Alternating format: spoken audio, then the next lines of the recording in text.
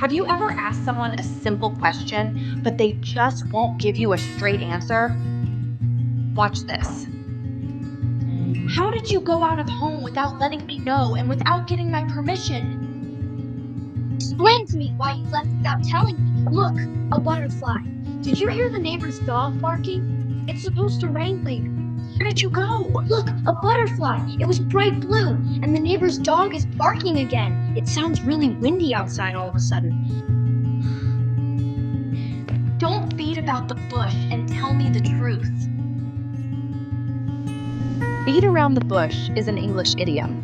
It means to avoid getting to the main point or not say something significant directly. Don't beat around the bush. I need to know if you are coming home this weekend or not. I want you to frankly tell me exactly what you need, my dear, without beating around the bush. Mr. Wilson is a very judicious person. He never beats around the bush when something important is under discussion. Please like, share, and subscribe Word Voyage for more learning English idioms in a fun way. Don't forget to comment you feedback and make your own sentences.